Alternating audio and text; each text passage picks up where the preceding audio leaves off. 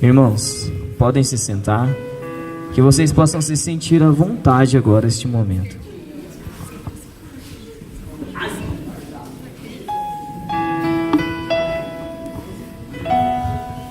Coloque a mão no seu coração. Não percamos este momento, porque cada momento nesse retiro é um momento que o Senhor preparou para você. É um momento especial, um momento único. Você não vai viver esse momento novamente, porque é o hoje. É o hoje. Com a mão no seu coração, levante a mão direita. Com a mão esquerda no seu coração, levante a sua mão direita. Que nós possamos rezar essa oração, porque nós estamos em combate. É um retiro espiritual, um retiro de conversão, e que caia por terra tudo aquilo que tem nos atrapalhado até este momento. Que não seja eu falando aqui, mas que seja o próprio Jesus Cristo através de mim. Rezemos, aqueles que sabem essa oração. São Miguel Arcanjo, defendei-nos do combate, seja o nosso refúgio contra as maldades e as ciladas do demônio. Ordena-lhe Deus, instantemente o pedimos, e vós, príncipe da milícia celeste, pela virtude divina, precipitar o inferno a Satanás e a todos os espíritos malignos que andam pelo mundo para perderem as almas. Amém. Já quero falar para vocês que eu vejo um novo olhar. Eu vejo esperança no olhar de cada um de vocês. Eu vejo uma criatura nova, renovada no Espírito Santo. Renovada no Espírito Santo. Essa pregação é a 8ª pregação desse retiro, a última pregação. Para mim está sendo um desafio estar aqui, mas eu não posso agir por mim mesmo. Eu tenho que apenas fazer aquilo que é a vontade do Senhor. Essa é a minha primeira pregação em um retiro de conversão. Gostaria de me apresentar neste momento, né? Meu nome é Diego, faço parte do grupo Maranatá, que acontece lá aos domingos, todas as 8h30 da noite, lá na paróquia de Santa Cecília. E para mim está sendo uma grande alegria estar aqui, poder partilhar um pouco daquilo que vai ser, que está sendo a minha vida. Pois o tema dessa pregação é perseverança. E se Deus me deu a graça de estar aqui, é porque o Senhor primeiramente me amou, mas Ele ama você também. E Ele quer que você se salve. Ele quer que você seja totalmente dele. Chega de ficar vivendo aquela vida velha. Chega de ficar, muitas das vezes, se entregando às bebedeiras, às orgias, às drogadições. Chega. Esse retiro, ele nos provoca de uma forma que nós somos chamados a tomar uma decisão.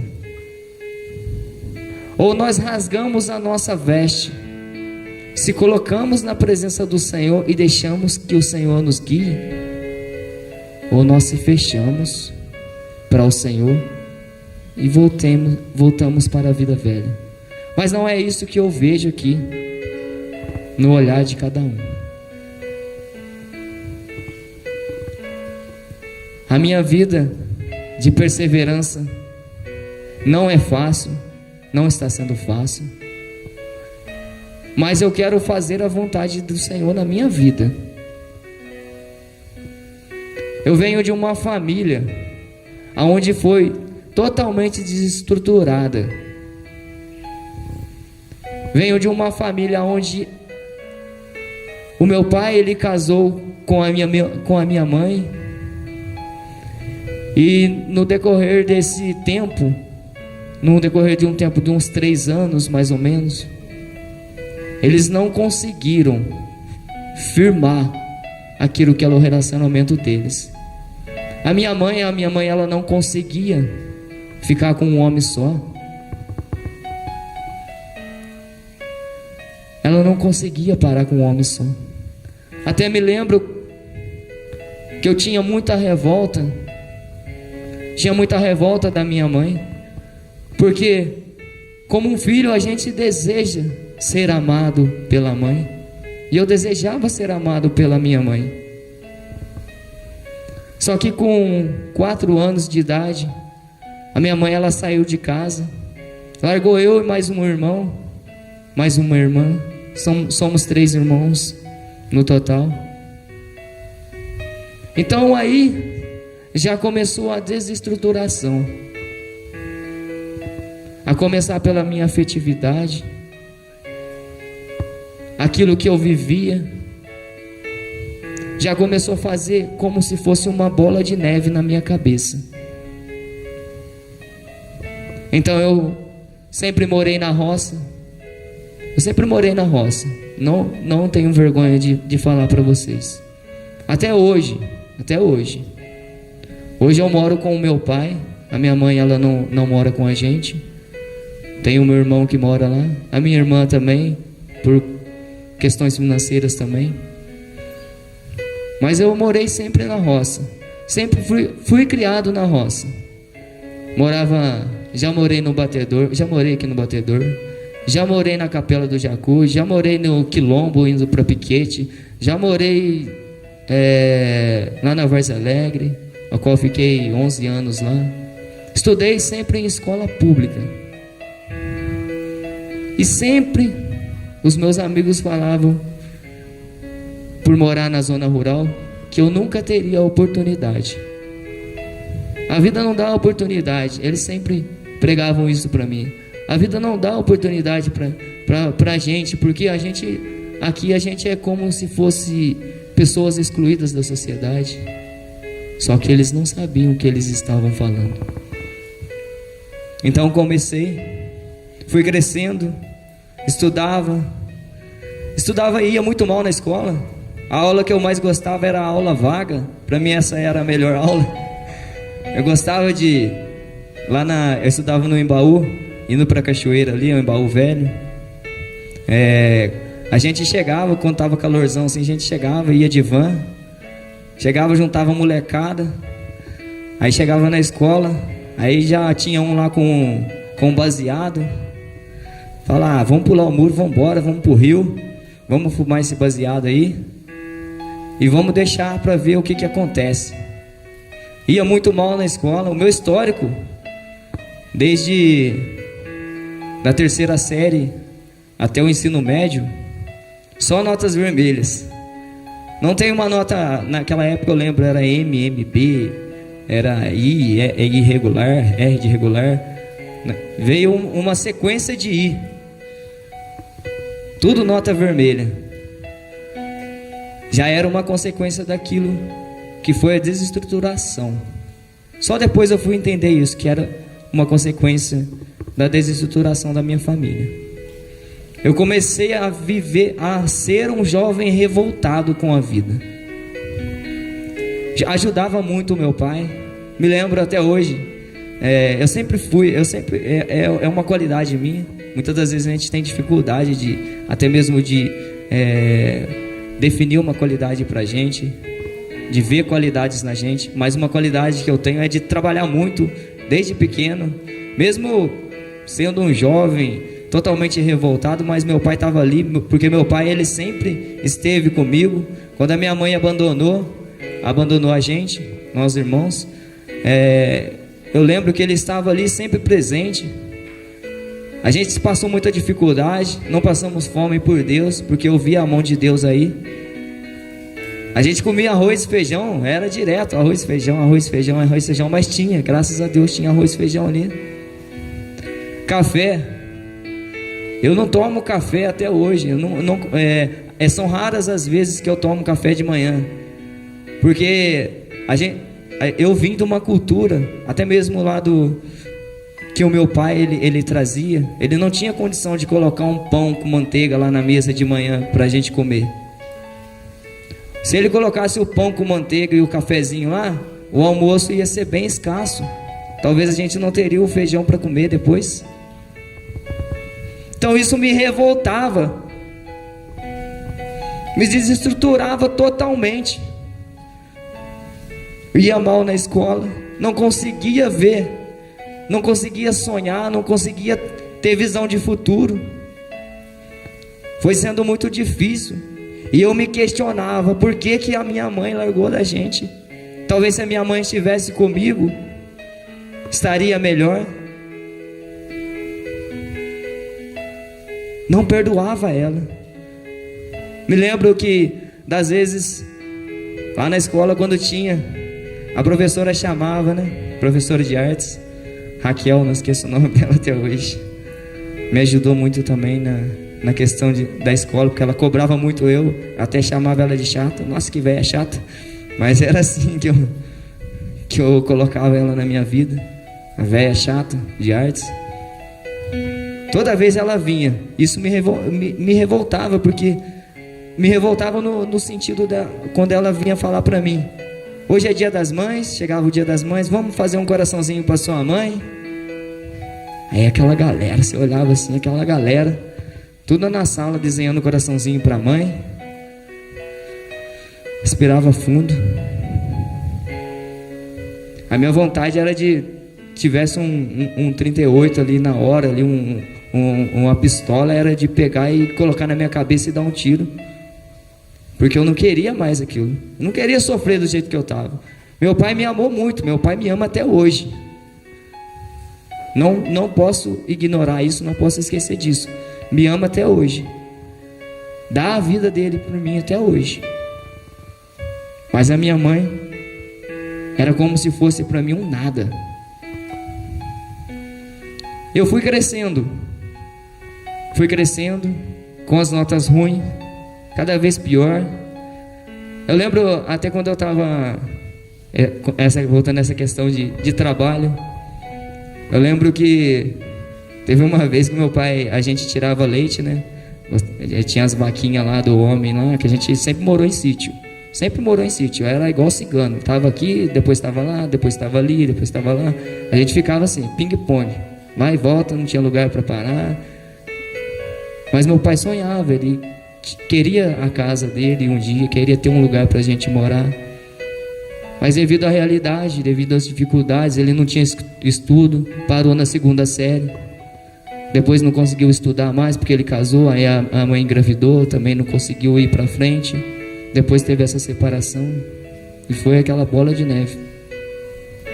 E quem sofre é os filhos, quem estava sofrendo é os filhos. Mas eu, na minha ignorância, não demonstrava isso, porque até antes do encontro com Jesus eu era um rapaz revoltado, mas um rapaz orgulhoso, que não aceitava a ajuda dos outros. Cresci com essa mentalidade de que se eu não consigo fazer, o outro não vai conseguir fazer para mim. Eu tinha esse orgulho, e esse orgulho foi gerando uma revolta dentro do meu coração.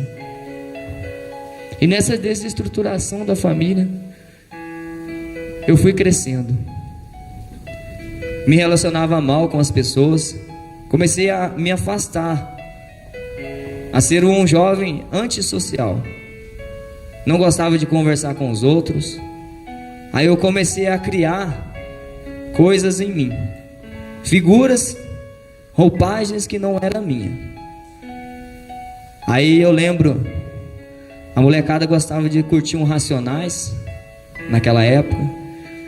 Eu me encantei quando eu escutei a música do Racionais, que eu queria ser loucão igual o Mano Brown, o Nego Drama. Eu gostava de escutar Nego Drama, mais um Diário de Detento, Boneco de Madeira, Castelo de Madeira. Eu gostava, até eu cantava todas as músicas do Racionais. Gostava de funk, mas gostava de funk só quando tinha algum evento de escola de família lá, né? Lá na escola mesmo. Que aí eu gostava de ver as meninas requebrando até o chão. Aí eu chegava em casa, a primeira coisa que eu fazia era fechar a porta do banheiro, ligar o chuveiro, deixar aquela água quente cair. Com todo respeito, meninas, eu me masturbava mesmo. Me masturbava imaginando aquela menina descendo até o chão. Era toda vez. Aí a minha afetividade começou a ser totalmente desestruturada. A revolta da minha mãe começou a bater também. Aí eu comecei a criar uma mentalidade de que nenhuma mulher neste mundo prestava. Eu tinha que zoar mesmo, eu tinha que chegar com todo respeito, eu tinha que comer mesmo. Eu tinha que chegar e zoar o barraco mesmo. Porque nenhuma mulher prestava. Porque a minha mãe não foi mulher o suficiente para me criar, então nenhuma mulher prestava.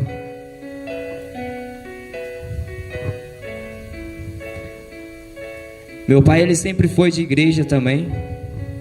Rezava os terços quando a gente era pequeno. A gente fazia às vezes, o povo que mora na roça, às vezes fazia uns tercinhos nas casas assim. Aí depois servia um bolo de fubá com queijo, essas coisas assim. Então rezava o terço, mas nunca foi ali fiel. Tinha todas essas questões, mas nunca foi fiel ali. Aí quando eu fiquei adolescente, meu pai já não ia mais nessas rezas, porque ficava indo para lá e voltando. E aí eu comecei a entrar quando a gente vira adolescente, muitos falam aborrecente, né? A fase onde a gente dá mais aborrecimento para os pais. Eu comecei a envolver com as coisas. A mídia jogava muita coisa que eu achava legal. Eu lembro que uma vez a molecada começou a furar a orelha dentro da sala. Começou a furar. Tinha um moleque lá que ele levava um raio de um facãozão na mochila. Um facãozão mesmo. Aquelas mochilinhas do governo. Ele levava um baita de um facãozão. Facão mesmo, facão até oxidado, todo enferrujado assim. Ele levava. E ninguém mexia com ele. Ninguém mexia com ele. Ninguém mexia com ele. Aí eu falava comigo assim. Ele tinha era cheio de piercing, essas coisas assim, de piercing, de corrente, essas coisas assim, esse correntão assim, muito louco. Mas eu queria ser igual ele. Igual ele não, mais que ele. Aí eu comecei, teve um dia que a gente tava na sala, o molecada todo furando lá. Aí o molecada, naquela época a gente tinha dificuldade de pegar pó. O pó era meio raro, era mais raro a maconha lá, né? Por ser roça. Aí a gente pegava, a professora saía da sala. Né? Ó, pra você ver a mentalidade da molecada. Assim, ó, pega agora, você sai. Aí a professora, ó, que vou atrás de você, nós tranca a porta. Aí nós estica uma carreira aqui e nós vamos ver até onde vai dar. Só que a gente não tinha pó, a molecada era tudo pobre, não tinha dinheiro para comprar essas coisas. Fazia o quê? Pegava giz, nós levava, começava a raspar aquele giz ali. Aí fazia uma mesa semelhante a essa, mesa de escola mesmo, esticava aquelas carreiras. Aí ficava, ó, essa é minha, a maior ia ser minha. Aí eu lembro, a gente pegava a caneta, tirava o tubinho, aquele tubinho interno, tirava a tampinha de trás, colocava no nariz e levava aquele cal tudo pra dentro, ardia. Isso aqui queimava tudo, queimava essa parte do rosto inteiro, começava a doer até a orelha. Mas ele tava ali, nós queria ser o bonzão, nós tinha que ser eu lembro que a gente... E a molecada, eles faziam isso. Eu também depois comecei a fazer. Que até quando eu falo isso, eu fico pensando, né? Nossa, que loucura a gente fazer isso. Mas eu queria ser pertença daquele grupo, porque era um grupo a qual ninguém mexia. E aquele moleque, ele estava naquele grupo. Então eu tinha que fazer parte daquilo. E eu comecei. Aí eu lembro, esse dia que a molecada tava furando a orelha, eu falei assim, então vamos furar então. Beleza. Eu já tinha mexido com pó de giz lá, já tava loucão já. Aí pegamos a caneta, pegamos a agulha. O moleque tava com uma agulha lá. Olha que loucura. Uma agulha do nada, não sei não onde que tirou lá. Aí ele começou, furou a orelha. Furou uma. Beleza. Isso daí de boa. Aí eu peguei, furei também. Pum. Dá um estalinho, né? Quando você fura. Tec. Aí deu esse estalinho, peguei aquele tubinho interno da caneta e comecei a passar. Fui roçando mesmo. Ali na carne no humano mesmo, ali no osso. Levando mesmo, foi. Eu sei que eu consegui passar. E um dia eu passei 3 milímetros, que é aquele tubinho mais ou menos uns 3 milímetros. Furei e já passei o outro. Sei que a minha cabeça estava pegando fogo, que a orelha estava pegando fogo. A molecada, nossa cara, sua orelha tá igual um pão, tá até inchado. Não, mano, que isso, tá doendo? Não, tava doendo pra arrebentar. Falando que não tava doendo. Mas eu queria. Aí isso foi, furei a orelha um dia dentro da sala, no outro dia eu já tava colocando o outro. Eu lembro que eu cheguei a colocar o alargador. Eu não queria mais o brinco, que o brinco eu achava paia pra caramba. Então eu queria mais o alargador. Coloquei o alargador de 10 milímetros. Coloquei o alargador de 10 milímetros, aí ficou. Eu tinha 2 alargadores. Até hoje a minha orelha não fecha. Minha orelha é furada. Eu tinha alargador de 10 milímetros. E eu queria chegar até 10 milímetros só, porque depois dos 10 milímetros a orelha não volta mais. Ela não contrai. Aí eu comecei a me moldar conforme aquele grupo. Escutando as músicas. Gostava de um rock também, gostava de um Slipknot. Eu achava muito louco. Before Forget era a música deles. Era muito louco mesmo, eu gostava disso daí. Então, eu gostava pra caramba disso daí. Era Racionais. Funk eu não gostava muito não, eu gostava de funk só na escola lá, quando eu dançava. Eu achava funk uma música muito brega. Só era legal quando as meninas desciam até o chão e depois acabava. Eu chegava em casa, aí eu fazia lá o que eu tinha que fazer e acabava isso daí. Mas eu gostava do rockão da hora, do Slipknot, Racionais, essas coisas. Então eu comecei a me moldar aquele grupo. E nisso eu falei, se esse moleque... Aí eu olhava pro cara que ele era o mais respeitado dentro do grupo ali. Falei, eu quero fazer parte desse grupo aí, que a gente chamava de gangue, né? A galera só andava de gangue. Era pra pegar mexia com... Se olhasse pro lado, a molecada já dava porrada. Dava porrada mesmo. E esse moleque, ele ficava. Nem a professora mexia com ele ficava com o facãozão, só andava com a mochilinha assim. Falei, eu quero ser mais que ele. Quero que todo mundo me respeite também. Aí eu sei que meu pai trabalhava no sítio lá na Várzea, isso morando na Várzea. Aí cheguei lá, o patrão do meu pai, ele tinha uma facona da hora, uma peixeira mesmo, eles falavam uma peixeira assim. Falei, eu quero esse negócio pra mim. Eu achava da hora, ela brilhava mesmo, era fiadinha igual a espada do Aladim, era da hora mesmo. Aí comecei, falei, vou pegar isso daí pra mim. Pegava, enfiava na cintura e ia pra escola também. Aí enfiava na cintura e ia. Aí eu lembro o dia que tava no intervalo lá, a molecada falou assim, o outro ele quer pegar você. Quer pegar? Beleza, manda ele vir então. Aí eu levantava a camisa assim, aí parecia aquela peixeira, aquela baita daquela peixeira, tava até estufada a calça assim, aquela baita daquela peixeira. Por quê? Porque eu queria respeito. Eu não queria ser mais aquele que ficava naquele cantinho isolado. Eu queria ser aquele cara que chegasse, que todo mundo respeitava. Briga, nossa, quantas vezes a gente brigou. Tinha um moleque lá que ninguém batia nele na escola. Falei, eu vou pegar esse moleque aí. Então, beleza, vamos ver. Eu era magrelo, imagina, eu já não sou gordo. Imagina um cara na capa do Batman mesmo, chupado mesmo, magrelo mesmo. 2 alagadorzão, eu tinha furado aqui também a sobrancelha. A sobrancelha minha era furada. Colocava aquele bonezão de aba reta com o cifrão do S, assim, que era legal. Naquela época também tinha o 50 Cent, eu gostava de escutar o 50 Cent. Ele era legal, eu achava ele legal também. Até assisti o filme dele direto lá, aquele filme lá, horrível lá. Eu queria ser igual a ele também. Então eu já não estava espelhando só naquele cara que estava lá na minha escola, eu queria ser igual o outro. Colocava, eu lembro, tinha as camisas de time, eu gostava, que aquelas camisas tinham os números gigantes atrás nas costas. Então eu gostava, chinelão, era muito louco mesmo. Eu não tinha dinheiro para comprar chinelo porque eu não trabalhava nessa época. Meu pai também era ruim de situação. Naquela época tinha aquelas havaianas mesmo, só que era aquela correia azul.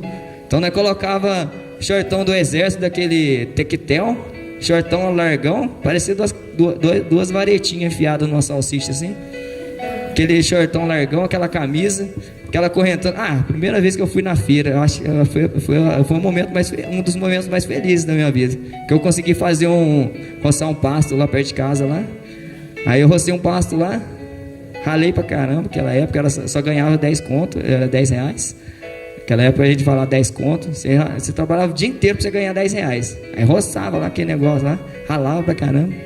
Pra depois chegar, aí no domingo eu sabia que tinha feira. Aí eu falei assim, vou lá na feira, vou comprar uma corrente pra mim. Aí fui lá, escolhi uma corrente, com uma correntona grandona, assim, com um cifrão também de dinheiro, assim. Aí cheguei na segunda-feira lá pagando de pau mesmo. Jogando pezinho pra frente, bonezão. A molecada já trazia um baseado. Só que isso é por graça de Deus mesmo. Porque eu fumava aquele baseado, eu não sentia... Não dava tanto arzeiro igual a molecada, porque eu ia fumar, eu não sabia fumar. Eu ficava mais tossindo. Eu fumar, puxava aquele negócio, ficava mais tossindo do que até mesmo tomando arzeiro ali. Então, aí eu começava a zoar, porque aí eu entrei nesse grupo. Aí nesse grupo, até mesmo voltando naquela questão do moleque, que ninguém botava a cara com ele. Então eu comecei. Então eu falei, vou pegar esse moleque aí. Aí eu lembro um dia ele pegou, eu tava na fila do pegar pão lá, que dava pão na hora do intervalo. E corri, fui na fila, aí ele veio, entrou na minha frente, pra quê? Eu peguei, já empurrei ele. Eu dei aquele empurrão no peito dele, ele veio, armou, passou a porrada dele, eu só vi o vento passando na minha orelha assim. Aí a hora que ele passou, eu mirei também, baixei, mas era bom de porrada pra caramba. Aquela época tinha capoeira lá no Embaú. Nossa, mas a molecada era tudo capoeirista. Lá no grupo a gente tinha que passar por capoeira, porque a gente gostava de brigar pra caramba. Então, até os mortal, eu lembro, eu virava mortal de costas, parado assim, virava pra trás. Hoje eu não faço mais isso. Mas essa época era terrível. Aí eu lembro que tava brigando com ele assim, aí tinha uma vidraça assim. Do jeito que ele pontou a cara mesmo, eu mirei. Do jeito que eu mirei, pegou bem no vidro. Aí, graças a Deus, não cortou minha mão varou assim, do jeito que varou, eu já puxei. Aí o vidro trincou, quebrou tudo. Aí vem a diretora ela parecia um ensaio, né? Chamava ela de ensaio, que ela tinha uma bundona gigante. Com todo respeito. Ela tinha uma bundona gigante assim, a gente fala, ela vem ensaio. Aí a gente pegou nós dois e levou pra diretoria. Nós só ficava tretando, nós brigava direto, esse moleque. Até o dia que ele não aguentou, que eu bati nele direto. Aí ele só apanhava pra mim, eu apanhava também, mas eu batia mais nele. Aí ele trouxe um tio dele de São Paulo, que era do PCC na época. Aí o tio dele, ele falou assim, meu tio saiu da cadeia agora, ele é do PCC, realmente. Depois a gente foi pesquisar, que a molecada tinha uns contatos assim, ele era do PCC mesmo. Então ele queria matar eu. Ele chamou assim, esse moleque, ele veio até mim, falou assim, o meu tio tá querendo falar com você lá. Sabe aquele tio lá que eu falei pra você? Ele quer conversar com você. Já tranquei já, né? Falei, puta merda, tava sem a faca no dia. Falei, o que eu vou fazer lá? Daqui a pouco ele tá armado e vai apagar eu lá, porque a quadra era lá embaixo assim. Então a gente tinha que descer. Aí nisso, eu desci, chamei mais chamei um cara, a gente chamava ele de Negão, que era um negão, um baita do negão que andava com a gente também. Negão não valia nada assim, Negão era uma flor assim, você encostava nele ele já corria. Mas ele era legal que ele intimidava. Então eu chamei ele para descer comigo lá na quadra. Aí desceu lá, falei, vamos lá para ver o que acontece. Aí não tinha nada, a molecada já tinha ido embora, ele tinha chamado, eu já estava quase na hora de ir embora também. Aí desci, falei, não vou arregar não, vou descer lá pra ver mesmo. Aí chegou lá e tava sem camisa, que eu penso num cara igual um gibi mesmo, tudo pintado. Ele naquela época colocava, hoje coloca ainda, aqueles silicones na testa, e tinha 2 chifres assim, um aqui e um ali. O cara parecia, Deus me livre, guarde, parecia o capeta. Mas tava daquele jeito. Aí chamou eu lá, né? Chamou eu, desci. Falei, você que tá mexendo com meu sobrinho, que era o sobrinho dele. Você que tá pondo cara com meu sobrinho. Eu falei, a próxima vez que você relar nele, ele falou pra mim, a próxima vez que você relar nele agora, eu vou apagar você. Falei, de boa então, de boa, quero ver o que você faz então. Aí virei as costas, saí. Ó, pra você ver se o cara tivesse armado, e apagava eu ali agora. Aí sei que nisso, depois esse moleque também, ele começou a puxar amizade comigo. E eu construí ali, entre aspas, a minha carreira ali na escola. E eu era um dos caras mais respeitados ali. Aí eu fiquei... Aí a molecada trazia, aí depois você já não pagava mais bagulho pra molecada, a molecada trazia bagulho pra mim. Então era de boa assim, entendeu? Aí foi crescendo. Aí tinha um cara, um amigo meu também, lá nessa escola, que ele era evangélico. Aí eu lembro que tava abrindo aquele projeto social, dali da Formare, na Maxon. Aí ele falou assim, por que você não faz, Diego? Aí eu falei, não vai dar eu não, cara, só tem nota ruim, por que eu vou fazer um vestibular assim pra entrar num curso técnico, se eu não tenho nem nota ruim na escola, vou chegar lá fazer o quê? Aí eu sei que ele ficou me incentivando nisso. Aí a minha tia também começou a manter contato comigo, abriu lá, você vai conseguir, vai lá pra você fazer. Eu sei que eu queria ter algo mais. Porque a molecada começava já, aquela época era a época das mobilete, tunadinha, colocava aquele escapamentão assim, fazia um barulhão pro caramba, eu queria uma mobilete daquela. Você pintava ela de verde fluorescente, nossa, ficava muito louca, fazia um barulhão mesmo. Aí eu sei que nisso eu queria também, aí era um sonho, um sonho que eu tinha construído pra mim. Aí vim pra cidade, comecei a envolver mais aqui na cidade. Aí eu fiz a prova. Nisso que eu fiz a prova, eu não acreditava tanto em Deus. Mas eu tinha certeza que Ele ia fazer alguma coisa.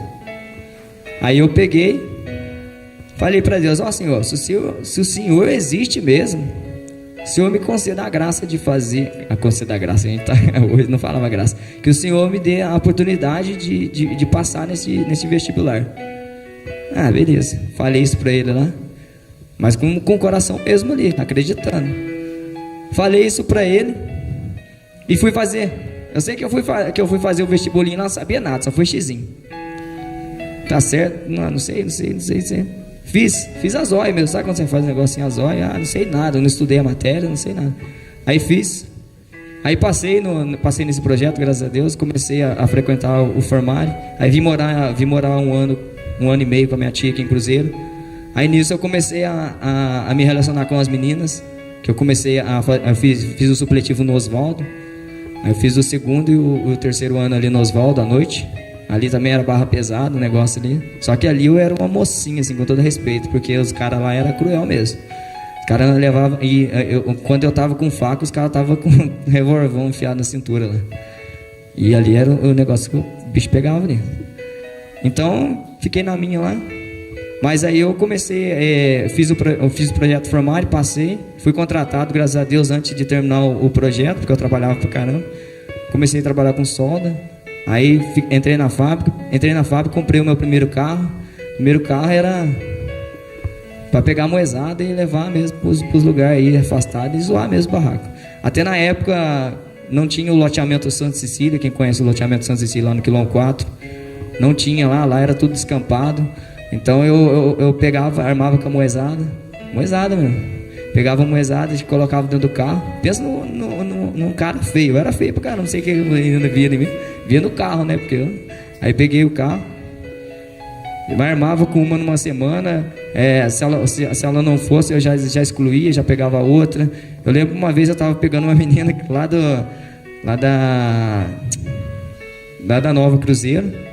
E eu tava namorando com uma da Jardim América, tava namorando com uma da Jardim América e tava pegando outra da Ana Rosa. Eu tava com 3 meninas na época.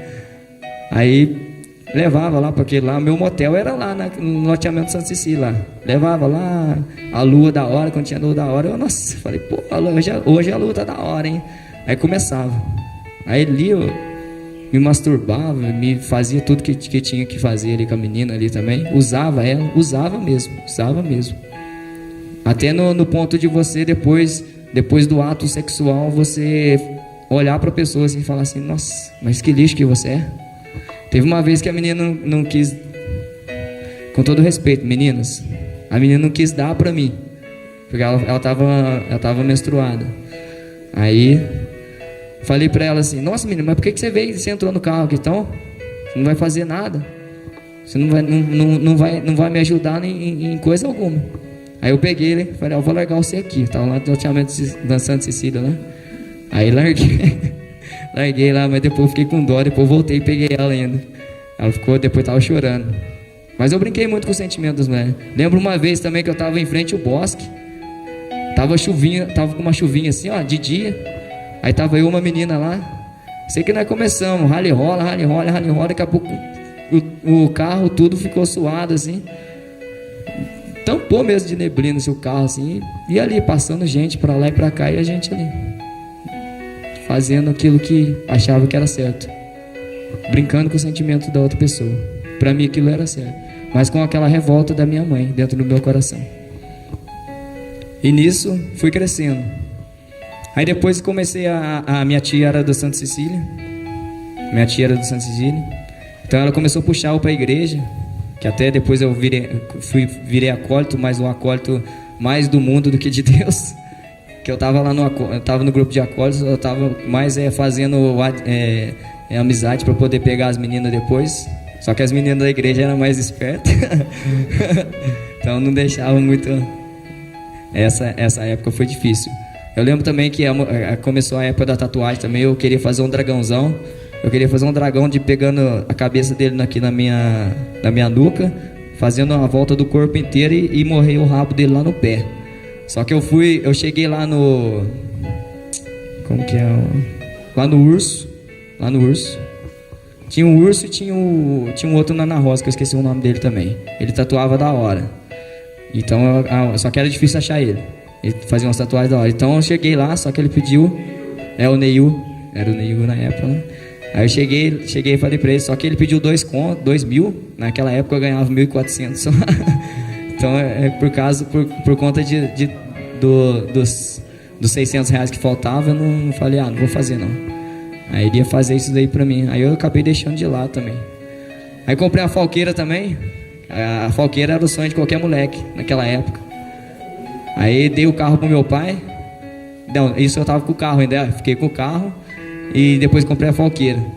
Falqueira azul também. Colocava o coiotão, arrancava aquela lã de vidro de dentro, fazia barulheira. Aí naquela época tinha um caçadão ainda. Aí juntava eu e outro carinha também que colava junto comigo. Nós passávamos naquele calçadão ali, arregaçando mesmo de falqueiro, titãzinho. Quando eu invertia, deixava falco com ele e deixava titãzinho comigo. Nós passávamos ali aquele tanto de jovem ali, tudo fumando, bebendo ali. Nós passávamos arregaçando. Aí os caras perto da loja 100 ali pegavam a garrafa, jogava a garrafa de vidro assim, acelera, com todo respeito, acelera essa merda aí, né, falando, acelera esse negócio aí. Então, nós era mais ou menos assim a vida do Diego antigamente. E isso foi essa revolta que fui crescendo com essa revolta. Aí eu lembro também que na época que eu fui tirar a carta, eu tava tirando carta, aí os homens pegou eu. Pegou 3 vezes os homens, as coxinhas que a gente falava. A gente falava, poxa, esses barrigudos vêm pegar a gente de novo. Aí ele pegou eu tava tirando carta, faltava um mês pra mim pegar a carta. Aí eu vi um negócio feio, porque eu dependia, eu morava na roça. Eu tava aqui em Cruzeiro, mas eu ia direto pra casa do meu pai, e ele tinha que passar no guarda ali. Então eu falei para Deus. Aí foi a segunda vez que eu tive um contato com Deus também. Falei para Deus, Deus, se o Senhor conseguir tirar essas multas, eu tava com 3 multas na carteira que tava beirando 3.000 reais, e eu tava tirando a carteira ainda, não podia ter multa naquela época. Se tivesse multa, você perdia tudo. Aí você tinha que ficar 1 ano, 2 anos para fazer de novo. E eu não podia perder a carta naquela época. Então eu sei que eu entreguei para Deus ali também e comecei a caminhar. Aí hoje a Maiara tem uma menina que ela era acólito também. Aí ela queria ficar comigo na época, porque a gente que é homem, você consegue ver assim, porque a gente ficava conversando um tempão assim lá na rua, lá no Tagaçaba. Saí do grupo de acordo, saí da igreja, a gente ia para casa, eu ia para casa dela, mas eu não queria nada com ela, porque eu via ela uma mulher de Deus mesmo, realmente. E a gente ficava conversando até altas horas na rua lá. Aí ela me incentivando: não, Diego, sai disso daí, Deus não quer isso aí para sua vida não. Ficava me incentivando. Aí minha tia também ficava batendo na tecla. E nisso a gente foi conversando, fui pegando a moezada, não saí disso daí ainda. Era direto foi difícil depois no namoro isso. Então eu comecei a caminhar. Ali Deus, quando eu estava como acólito ali, tinha as missas. Então você como acólito, você tem que ajudar o padre, auxiliar o padre. Eu mais vivia um batismo ali do que ajudava. Aí os irmãos ficavam: ô irmão, pega lá pra gente lá. E eu chorando ali do lado do altar. Então em vez de eu ajudar, eu também vivia no momento, mas Deus tinha preparado aquilo para mim. Aí depois eu conheci a Mayara frequentava já o grupo Maranatá. Chamou para fazer o retiro duas vezes. Na terceira que eu fui, porque nas outras eu falava que isso não era para mim, porque o retiro Maranatá era só para jovens bobo que gostava de se vestir bem, que não sei o que não sei lá. Era, para mim não valia nada o retiro Maranatá. Então na terceira vez ela fez esse convite, aí eu vim. Mas eu vim também no intuito porque ela falou assim, que eu perguntei para ela: vai ter o que lá? Lá você fica os 3 dias e você vive a experiência lá. Mas o encontro é do quê? É um encontro de jovens, tem homem, tem mulher. Opa, tem mulher? Então vamos lá. Aí vim pra cá, subi. Aí eu sei que depois da palestra da família, eu já não queria mais nada. Já não queria mais nada. Não queria ver mais mulher na minha vida, não queria ver nada. Eu queria viver aquilo que Deus tinha preparado para mim. Porque a família foi muito forte, porque é onde que eu tive o maior sofrimento ali na minha vida. Aí nisso a Aline, que hoje ela está aqui como a coordenadora do Ministério de Colibertação. Eu sei que ela e a amiga dela sentado de um lado ali, e eu sentei naquele cantinho onde tem uma canaleta ali. Então ela ficou olhando para mim assim, e eu falando para o Senhor: mas Senhor, eu não quero isso para minha vida, eu não vim aqui pegar mulher assim, entendeu? E ela ficava olhando para mim, então eu abaixava a cabeça e vivi todo o retiro, fui liberto de muitas coisas. E depois comecei a caminhar no grupo Maranatá. Aí já logo me chamaram, teve um período de perseverança, onde que eu fiquei ali também perseverando. Eu lembro o Gabriel Jorge, ele era aquele cara chato que eu chegava no grupo de oração, eu estava lá no fundo, só sentava lá no fundo, ele vinha lá e ficava chamando: ó irmão, vamos lá dançar. E eu ali reservado no meu, com aquela revolta ainda, e ele ficava me incomodando. Aí nisso também comecei a frequentar o grupo de oração. Aí logo o Rafael, coordenador da época, me chamou para fazer parte do ministério, para ser coordenador do ministério da acolhida. Isso era muito difícil para mim, foi muito difícil, porque eu era um cara totalmente reservado, não gostava de me relacionar com os outros. Então ali Deus foi trabalhando no meu caráter, na minha pessoa. Então eu comecei no ministério de acolhida ali. Hoje eu estou no ministério de oração, com a graça de Deus, porque não sou eu que quis estar aqui, Deus primeiramente sonhou isso para minha vida. Então hoje estou perseverante. Mas no namoro também, depois eu comecei, eu lembro, a gente começou, teve essa troca de olhares no retiro. Aí depois da troca de olhares do retiro, a rede social ela traz muita coisa ruim pra gente, mas teve um lado bom na minha vida, porque depois desse retiro, a Aline falou que estava adicionando todo mundo, que o nome dela é Aline, falou que estava adicionando todo mundo que fez o retiro. Aí ela acabou me adicionando. Aí eu falei assim: não quero assumir relacionamento nenhum, porque eu tinha um medo de que a hora que eu assumisse um relacionamento, sendo na igreja, aquilo tudo que eu fiz ia voltar para mim. Então eu não queria mais namorar, não queria fazer mais nada. Eu queria somente de Deus ali naquele momento. Até pensei que eu seria padre, mas não deu certo não, porque eu acho que não tenho certeza que não é minha vocação.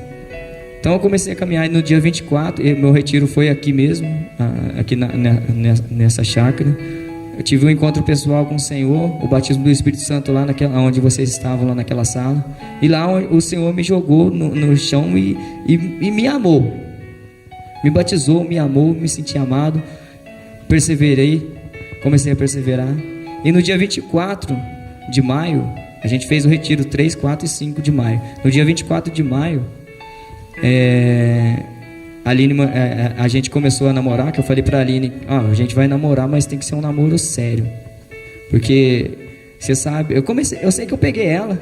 Eu emprestei o carro do meu pai, que nessa época eu tinha Falco. Eu sei que eu tava com Falco, eu tava com uma Twister preta, e tava com uma Titan preta, e tava com o carro.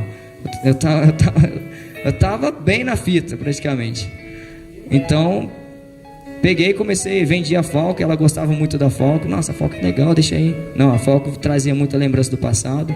A Twister também era a Twister da correria também, então não gostava muito de trazer lembrança. Só fiquei com a Titan, que é uma Titanzinha que eu tô hoje.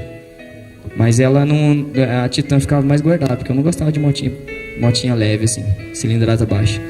Então eu dei o carro pro meu pai também, para não ficar... Porque eu precisava perseverar, e para perseverar eu tinha que largar tudo. Tinha que esquecer do meu homem velho. E aquilo me trazia lembranças. Aí eu lembro que nesse dia que a gente começou a namorar, eu fui lá na casa da Aline.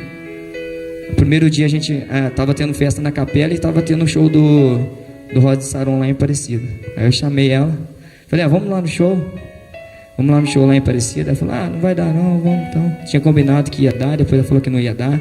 Aí tava tendo uma festa na capela, a gente pegou, falou, vamos sair para conversar então. Pegamos, montou na motinha, fomos pra lá na capela. Aí fomos lá, eu sei que eu fiquei igual uma matraca no ouvido dela, que eu não escutei uma voz dela. Eu fiquei falando tudo pra ela, falei tudo, eu sou assim, eu sou assado, eu era assim, eu era assado. Então se você quiser, eis-me aqui. Eu sou desse jeito. Aí eu sei que depois disso a gente começou a namorar. Começamos a namorar 8 meses. Logo no primeiro mês eu já me encantei. Já estava falando que eu amava ela. Olha pra você ver. Já estava falando que eu amava, porque eu me encantei com ela mesmo. Para mim era a mais linda de todas as mulheres desse mundo. E ainda é a mulher mais linda para mim neste mundo.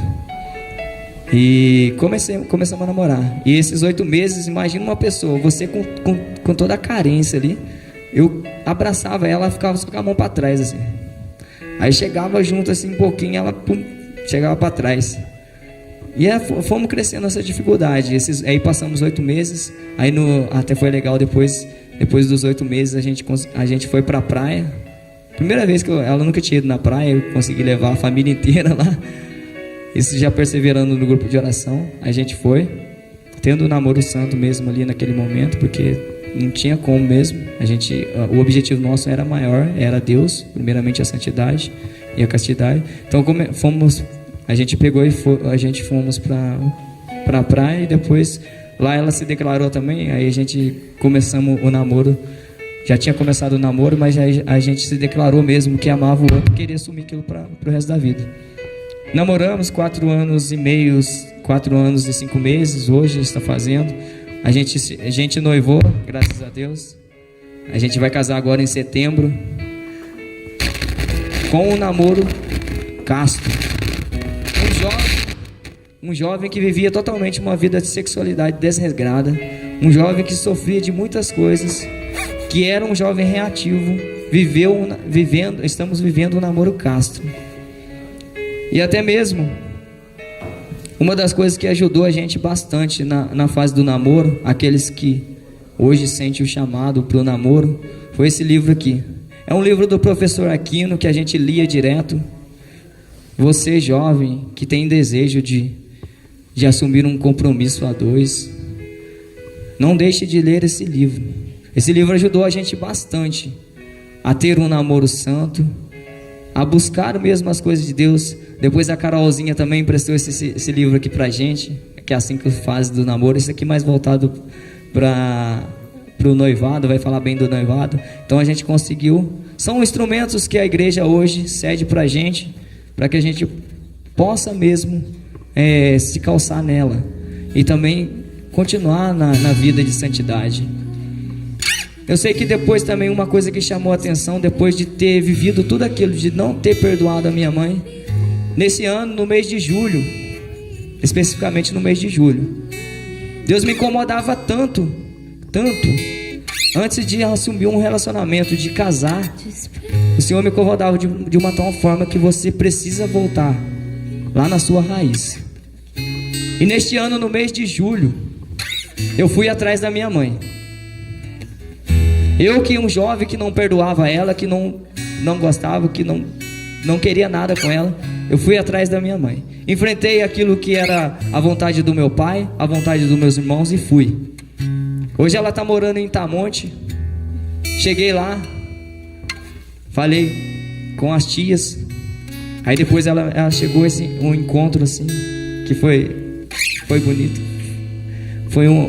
É uma graça de Deus que eu alcancei na minha vida, porque eu não poderia entrar num relacionamento sem conhecer a minha história. Eu queria saber por que a minha mãe tinha abandonado eu. Eu queria saber o porquê. Então eu fui atrás dela. Lá eu encontrei ela. Ela não mudou nada.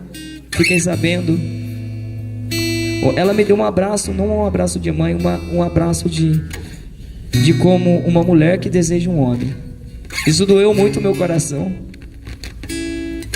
Só que eu não posso se aproximar tanto dela, porque hoje, de 6 em 6 meses, fiquei sabendo, de 6 em 6 meses ela troca de homem, como se fosse objeto.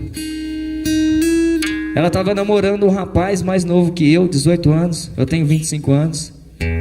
Ela já com 37 anos. Não saiu dessa vida. Mas eu não a condeno. Muito pelo contrário, eu perdoo ela. Perdoo e coloco o meu joelho no chão e oro por ela, porque é o mínimo que eu posso fazer como filho.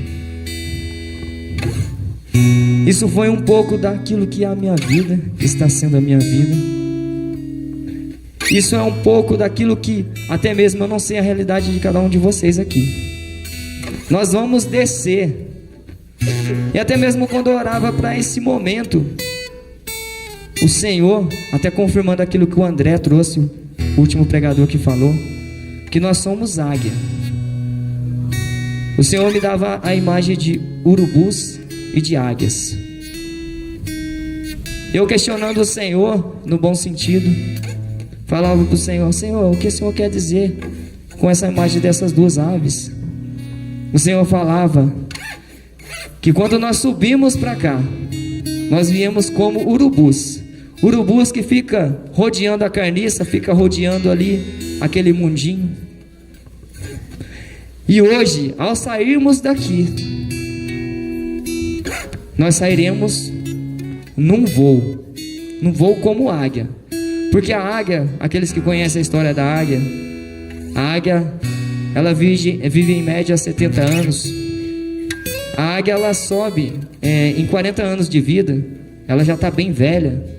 O bico dela já está até que entortando, já está velho. As unhas já estão se curvando também, e a pena muito pesada. Ela não consegue voar, não consegue caçar. Então ela precisa tomar uma decisão. E a decisão que a águia toma são duas: ou ela fica ali e morre naqueles 40 anos, ou ela vai para um lugar alto e lá ela sim faz um ninho para ela e fica lá. E ali ela faz um processo até que bonito, aonde ela começa a bater na pedra o bico dela, até que aquele bico seja removido. E quando remove aquele bico ele começa a crescer novamente. E depois do crescimento desse bico, ela vai e corta, arranca as unhas, aquelas unhas gigantes, arranca as unhas gigantes, e as unhas começam a crescer novamente. É um processo dolorido, é um processo muito dolorido. E as asas, e depois que cresceu as unhas e o bico, ela arranca as asas. E ali, durante um processo de 5 meses mais ou menos, ela chega na beira daquela montanha onde ela está, daquele precipício, E ela tem que se decidir. Ou ela fica ali e vive mais os 30 anos, ou ela dá um voo e vai viver esses 30 anos. E hoje, meus irmãos, o que o Senhor fala para mim, que vocês eram esse urubu que veio lá de baixo, trouxeram toda a sua bagagem, tudo aquilo que vocês viviam. Não sei se viviam no mundo das drogas, talvez viviam um mundo de sexualidade, igual muitas das vezes eu vivi, de sexualidade desregrada, afetividade desregrada, mundo de bebedeira. Mas vocês estão aqui hoje, e hoje eu quero questionar vocês na seguinte forma: vocês querem ser esse urubu, continuarem ser esse urubu, ou querem ser como essa águia? Porque nós estamos num lugar alto, e lá embaixo está a cidade de Cruzeiro. Lá embaixo está a cidade de Cruzeiro. Nós vamos descer. E eu quero fazer essa pergunta para você. Você quer doar a sua vida por Jesus? Quem quer doar a vida por Jesus aqui? Quem quer perseverar nas coisas do Senhor? Quem quer mudança de vida? Quem quer ser um jovem de fogo, igual muitas das vezes nós estávamos falando? Não seja apenas algo que seja monótono, algo mecânico, que um fala, aqui tem jovem, aqui tem fogo, mas que nós tenhamos essa certeza no nosso coração. Eu quero convidar vocês que querem ser como essa águia, voar para os braços do Senhor, voar para os sonhos que o Senhor tem projetado para a sua vida. Até me esqueci de falar, eu como um jovem que estava lá, tinha do 3º ano até o colegial, notas todas ruins. Hoje eu estou no último semestre do curso de administração, lá em Lorena, lá no Unisal, para aqueles que conhecem. Consegui fazer um vestibular, estou me formando. Por quê? Porque eu decidi perseverar. Eu decidi por Cristo, não decidi por mim. Vou me casar, construir a casa do meu pai. Meu pai hoje tem uma casa, ele tem um lugar onde que ele, com todo respeito, ele gosta de falar assim, eu tenho um lugar agora para cair morto, mas não é assim. Ele fala assim. Mas ele tem a casa, consegui construir a casa dele. Mas isso exigiu muita renúncia. Comprei uma casa no loteamento Santa Cecília também. Casa linda. Casa linda. Nós construímos, eu e a Aline, nós sentamos, desenhamos a casa do jeito que a gente queria. Então, depois contratamos o construtor, então a gente conseguiu construir a nossa casa. Então já estamos na reta final para o casamento. Para isso que é a vontade do Senhor. Porque no convite de casamento nós oramos e colocamos a seguinte palavra, que é Filipenses 2:2. Completai a minha alegria. Assim o Senhor falava para a gente, completar a alegria dele, porque o resto é consequência. Então é isso que nós estamos fazendo, sendo perseverante, renunciando. Vai haver momentos a qual você será testado lá no seu grupinho de amigos. Se você não tiver coragem de falar, eu não quero isso para minha vida, sinto muito, jovem, mas você vai cair. Você vai voltar para a vida velha. Mas que a partir deste momento, que a partir deste retiro, que não acaba aqui, é apenas o começo de uma nova vida, que você possa mesmo ter a coragem de renunciar a todas essas coisas. Aqueles vídeos pornográficos que muitas das vezes naqueles grupinhos de WhatsApp são mandados pra gente, lá naqueles filmes pornográficos que às vezes na sua casa tem, que é onde muitas das vezes a hora que os seus pais saem, você vai lá, pega esse DVD e coloca naquela televisão de plasma e fica contemplando aquela coisa obscena. É aquele cigarro de maconha que está lá no guarda-roupa seu. Se você não chegar e não jogar isso fora, meu irmão, de nada vai valer esse retiro. Se você não renunciar aquilo que é o homem velho, aquelas coisas que você fazia antes e dar esse voo como essa águia e viver as coisas do Senhor, de nada vai valer esse retiro. Eu quero convidar aqueles que querem mesmo viver aquilo que são os sonhos, os projetos do Senhor, se colocarem de pé. Só aqueles que desejam.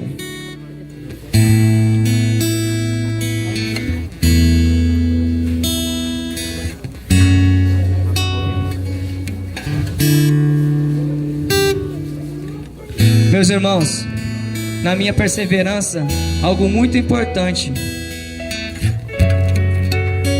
Teve algo muito importante que eu não me abri mão. Foi as minhas orações. Se você cair, se você desanimar, não se julgue. Estou vendo vários aqui com terço. Arma poderosa. Como muitos falam, chicote de bolinhas do inimigo. Desce o rei nele. Desce o rei. Coloca o joelho no chão assim. Ó Senhor, eu não estou conseguindo. Me ajuda. Pede ajuda ao Senhor. Ele acolhe, Ele ajuda. Vida de oração. Muito importante.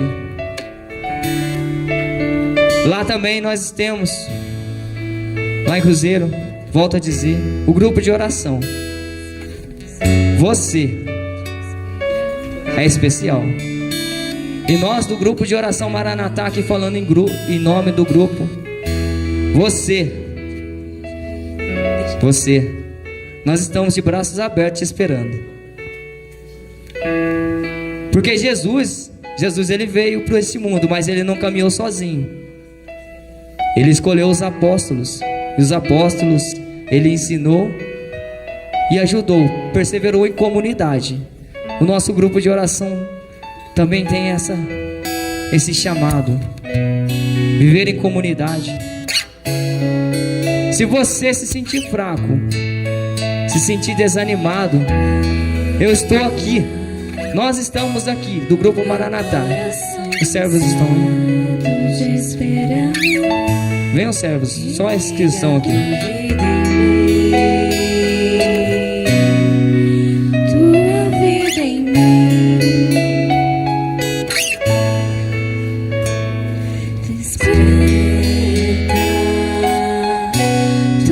Aqui estão pessoas perseverantes também, que hoje dão sua vida por Jesus Cristo, que renunciaram todas as coisas, renunciaram as coisas que o mundo oferece. Que você mesmo possa olhar para o rostinho de cada um desses. Se hoje está difícil para você, você acha que vai ser difícil largar as suas amizades porque você vai ficar sozinho? Não se sinta assim. Aqui tem amigos que você pode contar. Você jovem que se identificou assim como quando eu falava do meu testemunho, eu estou aqui se você estiver vivendo isso que você vivia, assim como eu vivi. Eu estou aqui para te ajudar. Nós estamos aqui. A igreja ela traz vários ensinamentos e nos ajuda. Nos ajuda muito. Até aqui, Padre Roger Luiz tem um livro muito legal, que é a Profecia do Avivamento. É você viver o Pentecoste todos os dias. É um instrumento poderosíssimo. Te ensina a rezar, te ensina a orar. Se você tiver a oportunidade, adquira também esse livro. Não é propaganda, é obra de Deus. Feche os seus olhos. Nós vamos cantar essa música. Feche mesmo os seus olhos. Abraça o irmão que está do seu lado.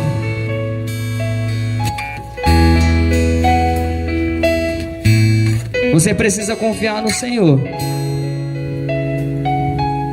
Você precisa confiar no Senhor. Talvez você foi confiando nas pessoas, mas você precisa confiar no Senhor. Você precisa se dedicar nas orações diárias, na meditação da palavra de Deus. Meu coração cansado de esperar. Sem sacrifício não há cruz, sem a cruz não há ressurreição. Tua vida em mim. Mente vazia, meus irmãos, é a oficina do diabo, já dizia Dom Bosco. Você está limpo nesse retiro, ouvir as trombetas de Sião. mas que você possa mesmo se encher agora do Espírito Santo, para que nós possamos sair daqui como águias. Sair daqui como águias.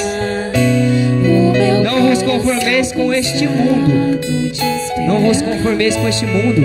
Religa a tua vida em mim. Viva as coisas do Senhor. Tua vida em mim. Desperta. Olha que o Senhor fala para você, jovem. Dormes na escuridão. Vós sois a minha testemunhas. Ouvir as trombetas de Sião. Isaías 43:10. O Senhor chama você a ser testemunha dele, lá na sua casa, lá na sua escola, aonde você vive. Você tem que ser testemunha. Você quer ser testemunha do Senhor? Você quer ser testemunha do Senhor? Você quer ser testemunha do Senhor? Então cante essa música. Você que estava desanimado, você que estava, já não sonhava mais, O meu coração cansado. você que já não tinha mais sonhos, mais projetos na sua vida. Tua vida em mim. Desperta. Veja o que o Senhor fala para você. Dormes na escuridão. Vem ouvir as trombetas de Sião. Você que sabe cantar essa música, cante. Cante essa música. Proclama que Jesus voltando está, que o seu reino não findará, que o cordeiro é o leão que no trono está. Proclama que Jesus voltando está, que o seu reino não findará, que o cordeiro é o leão que no trono está. Escuta, povo meu, sou a promessa das nações. Vou levantar você para ser a minha voz e ser as minhas mãos. E hoje nessa geração te escolhi, és meu. Escuta, povo meu, sou a promessa das nações. Vou levantar você para ser a minha voz e ser as minhas mãos. E hoje nessa geração te escolhi, és meu.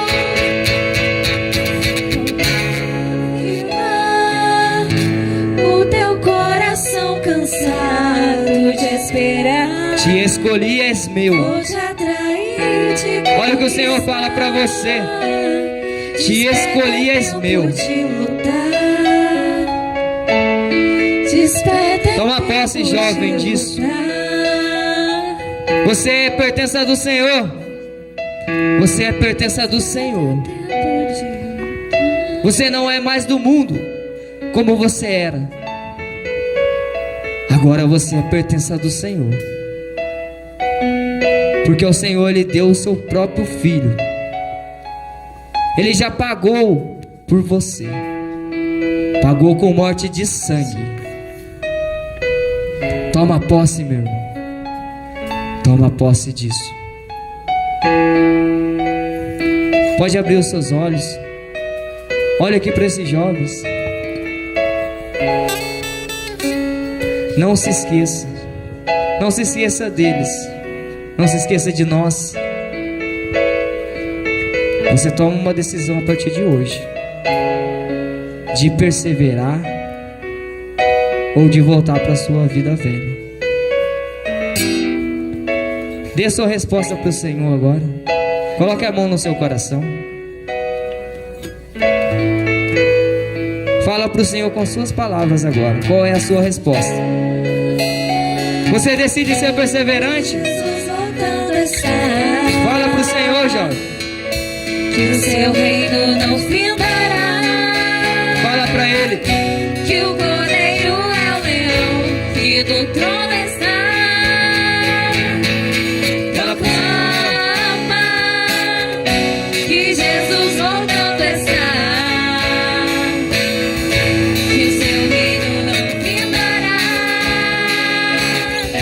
Que o Cordeiro é o leão que do trono está. Você é a mudança que o Senhor deseja. Povo meu, Você. sou a promessa das nações. Você vai voltar para sua casa hoje, mas as coisas estarão do mesmo jeito. Mas você é a luz lá na sua casa. O Senhor te escolheu. Você será canal da graça. Sou a promessa das nações. Vou levantar você para ser a minha voz e ser as minhas mãos. E hoje nessa geração te escolhi. Viva o teu coração cansado de esperar. Vou te atrair, te conquistar. Desperta, é tempo de lutar. Desperta, é tempo de lutar.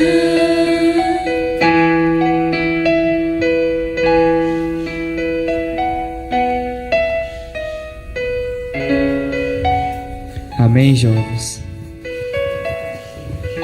Você é uma criatura nova no Senhor. O Senhor conta com você.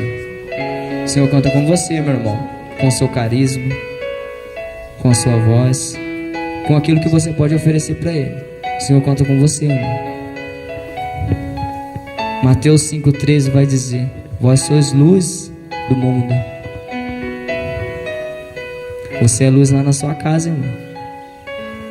Sabe aquelas pessoas que ainda não tiveram um encontro com Jesus? Você vai ser essa testemunha que vai levar Jesus para eles. Lá na sua escola, lá no seu trabalho. Você é especial.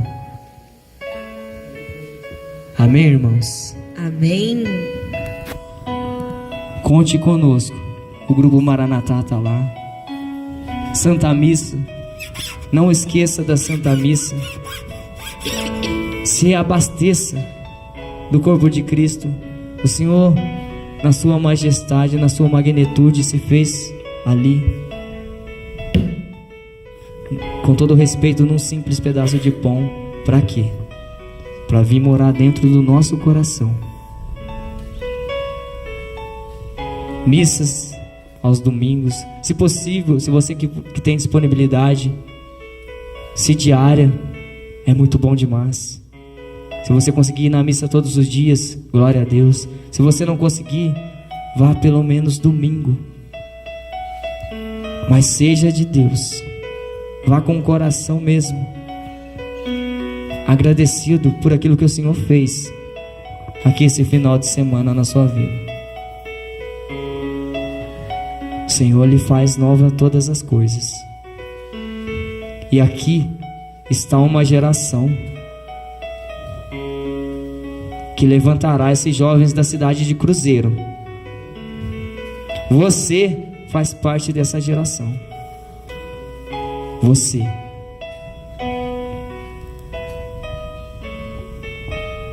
O Maranatá tem uma profecia que vai dizer assim: que de lado do grupo Maranatá sairá um fogo que incendiará a cidade de Cruzeiro, o Brasil inteiro, o mundo inteiro. Você é essa chama. Você, irmão, é essa chama.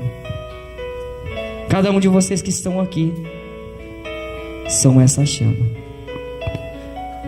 Seja dentro da indústria, dentro da sua casa, na política, seja qual a área pública, seja qual a área for.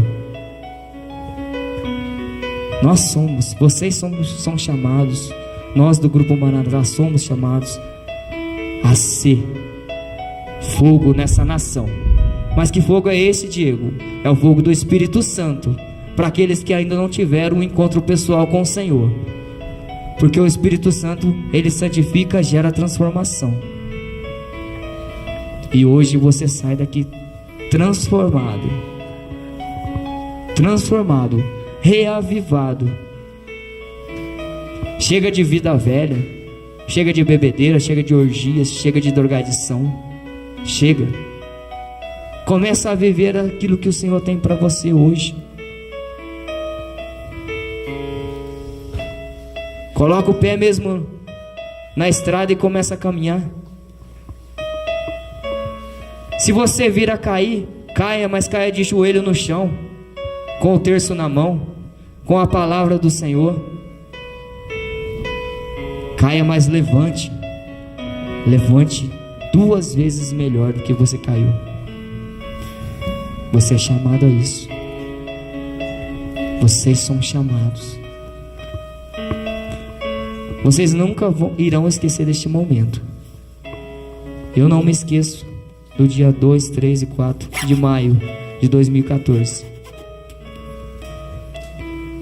Vocês talvez daqui a um tempo estarão aqui no meu lugar, no lugar desses servos, no lugar do Ministério de Música. Porque nós passaremos. Nós somos servos, passaremos, mas a palavra do Senhor não passa. Ela se renova a todo tempo. E hoje é isso que o Senhor pede para cada um de vocês. Nós estaremos lá aguardando vocês todo domingo às 8h30 da noite. Se possível ir até mesmo na missa das 7, já pega, já fica direto, e depois a gente vive o grupo, aquilo que Deus quer. Mas nós estaremos lá, assim como os irmãos que estiveram no Maranatá, que estão, alguns perseveram até hoje, me acolheram. Eu quero acolher a cada um de vocês.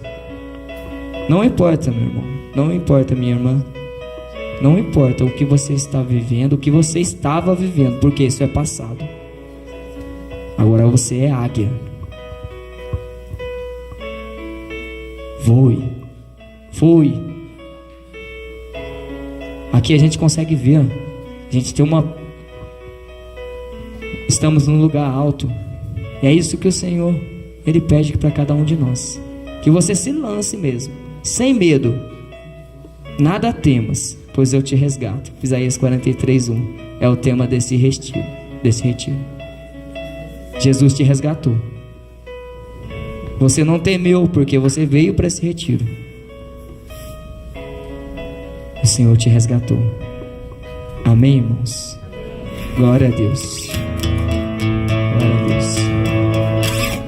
Escuta, povo meu, sou a promessa das nações. Vou levantar você para ser a minha voz e ser as minhas mãos.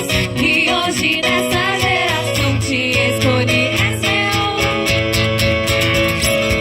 Escuta, povo meu, sou a promessa das nações. Vou levantar você para ser a minha voz e ser as minhas mãos. E hoje nessa geração te escolhi, és meu. Amém, glória a Deus. Aplauda Jesus. Aplauda Jesus.